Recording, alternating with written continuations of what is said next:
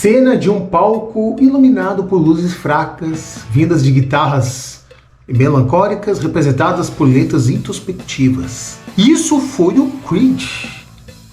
E deram origem a esta sonoridade que está voltando à moda do ano passado para cá e até agora segue relevante. Nesse vídeo, meus amigos, vocês irão entender por que o Creed, de fato, são os pais do emo. Agora mesmo aqui, assista agora, vem comigo!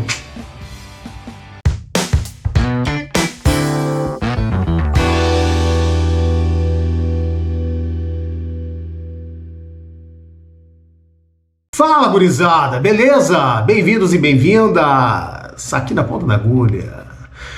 Creed anunciaram um retorno no fim do ano passado com uma turnê que vai se iniciar agora em abril em um cruzeiro. Exatamente, Scott Trapp e companhia.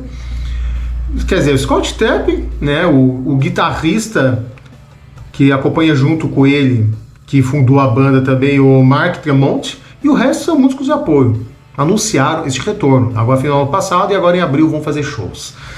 E parando para refletir um pouco, entendendo mais do que já foi falado aqui no canal, tá aqui embaixo também o link da descrição, um debate sobre a volta do emo à moda no mainstream e que tá ainda mais forte do ano passado para cá. Várias outras bandas estão retomando atividades, fazendo reuniões, aquela coisa toda. Fazendo uma volta no tempo e, cara, será que o Creed de fato foram os pais do emo? Os pais do movimento do rock alternativo mais melancólico? Cara, vamos juntos conversar e refletir juntos isso. Anos 90. Grunge. Aquelas guitarras sem solo de guitarra, mas aquele lance mais raivoso, mais sujo, um breve retorno ao punk, não é verdade? Com Nirvana, Soundgarden, Alice in Chains, Mudhoney, entre tantas outras ótimas bandas. E da metade dos anos 90 começou a enfraquecer.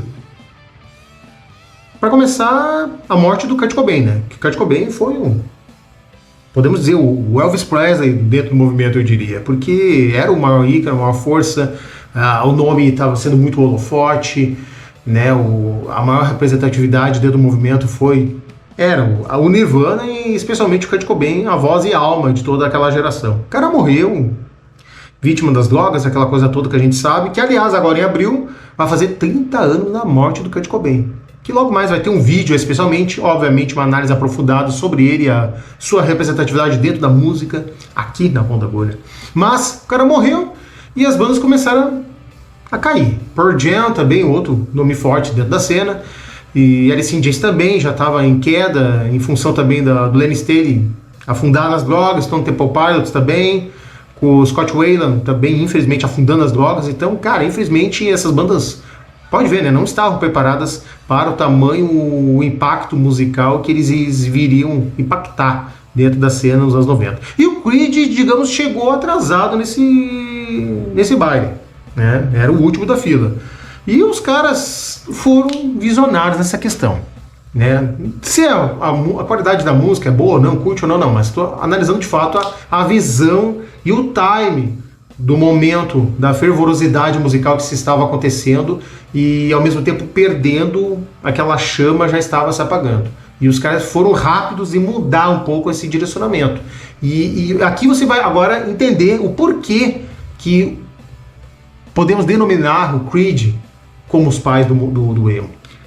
Os caras curtiam grunge, curtiam metal, curtiam aquele crossover que principalmente o Alice in Chains fazia isso muito bem. Né? A fusão da guitarra pesada, do hard rock, com menos solos de guitarra, menos distorção, mas aquela coisa groovada, aquela coisa pesada, que tinha muito nos anos 80 com o hard rock farofa, que aí o farofa morreu, e os caras pegaram um pouco desses elementos e trouxeram para a roupagem dentro do novo rock ali dos anos 90. Aquela coisa mais visceral, menos solos de guitarra, mas eles mantiveram ainda um pezinho no metal. O Creed pegou esses elementos e os caras começaram a trazer algumas coisas interpessoais dentro do seu som.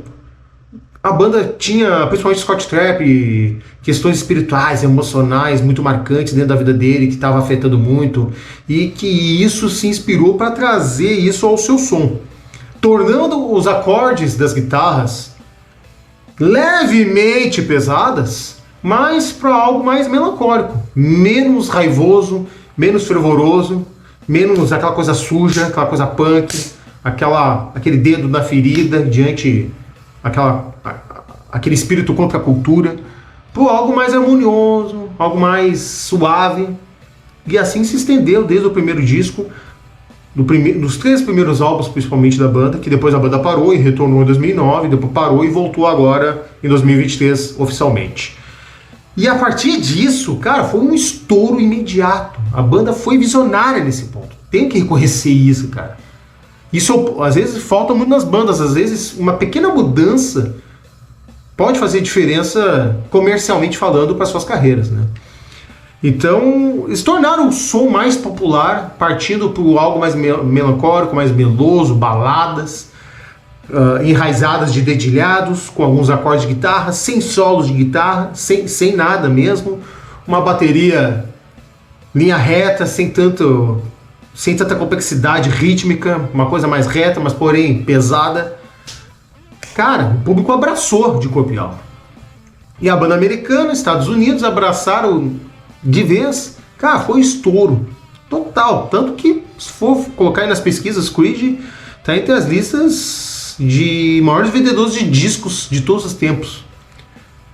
Por que pareça, cara, o Creed às vezes não parece tão gigante quanto se imagina, e os caras são gigantes dos Estados Unidos. É impressionante como os caras tiveram força comercial, industrial no music business. E a partir disso, pode ver, cara, tava até relembrando aqui o que veio de banda a partir deles, e todos seguiram a mesma linha. Cara, Three Doors Down, a própria Alter Bridge, que o Creed acabou, e eles seguiram a mesma linha, o Alter Bridge. É uma cópia do Creed, cara. Não tem como dizer não.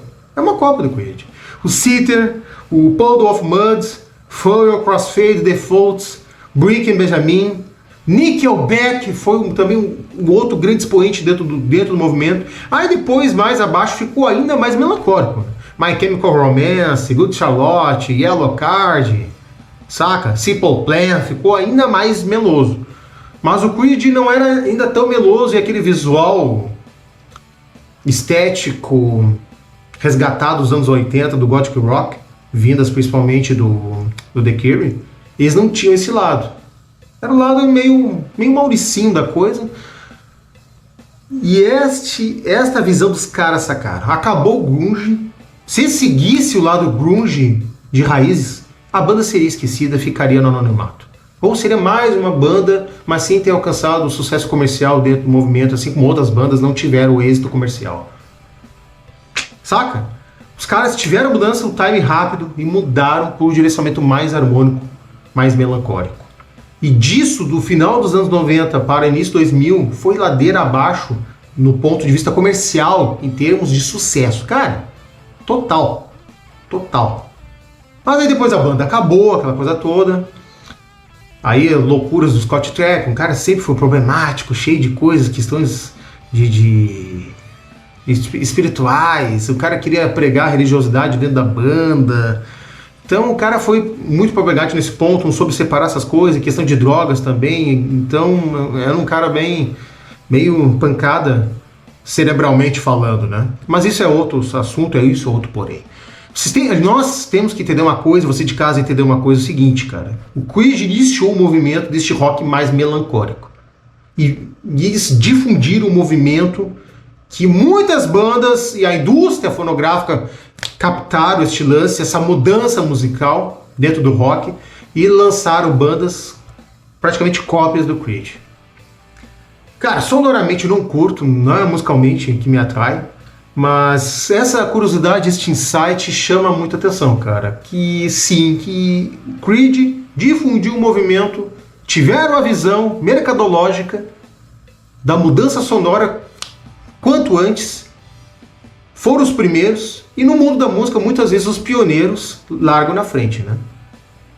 E eles largaram na frente e foram bem sucedidos nessa sua mudança sonora, partindo para algo mais melancólico, mais harmonioso. E cara, aqui no Brasil não foi diferente, lembra? CPM 22 é os pais do emo aqui no Brasil, total, cara. Rick Bonadio ali foi um cara visionário, mercadologicamente falando, neste aspecto. Viu o frenesi melancólico acontecendo lá fora e integrou aqui no Brasil. Então, trouxe para o Abril Music, trouxe para sua gravadora, a Arsenal Music, que fizeram uma collab e lançaram o CPM 22, o primeiro disco. Lembra a Regina Let's Go, Tarde de Outubro? Cara, foi um estouro. A galera jovem abraçou os caras. E a partir disso vieram outras bandas, Detonautas Rock Club, outras bandas que não vingaram, lembra? Aliados 13, teve, o próprio Surto foi nessa onda, não foi também, não foi muito feliz, lançou um hit e depois a banda se perdeu no meio do caminho. Então, cara, foi uma geração de muitas bandas aí desse hard rock, hardcore melancólico, rock melancólico. Eu sei que o CPM 22 os caras não gostam disso, mas, cara, não tem como não negar isso. Os caras difundiram uma sonoridade mais melancólica dentro do rock brasileiro. Eles foram os pais aí do emo. Foram o nosso Creed brasileiro. E aqui no Rio Grande do Sul, aqui na minha aldeia, e que estourou no Brasil também, Reação em Cadeia, que estão de volta no ano passado. Jânio Correia e companhia estão aí nas atividades. E viu o frenesi, e o cara não foi bobo nem nada. Pô, embora a ótima banda Eagle Kill Talent, mas, né, entre conceito artístico e às vezes o financeiro, o financeiro pesa mais, cara. E o Reação Cadê é o filho do Jonathan Correia e vendo o potencial de mercado que a banda dele tem, resolveu dar um passo para trás e voltar às suas origens, e é o que está acontecendo. Então o cara partiu para esse outro direcionamento. Cara, Creed, os pais do emo, criaram toda a cena, ou melhor, né, os culpados do emo, né? Você que tá em casa que não curte, culpa o Creed, cara. Eles que criaram todo o lance melancólico aí da cena. E vocês? Concordam, discordam? O que vocês pensam a respeito? Comenta aqui abaixo, eu quero saber da sua opinião neste vídeo. Creed, os pais do emo. Não esqueça, meus amigos e minhas amigas, inscreva-se aqui no canal, ativa o sininho para não perder nenhuma oportunidade. Beleza? Grande abraço e até mais.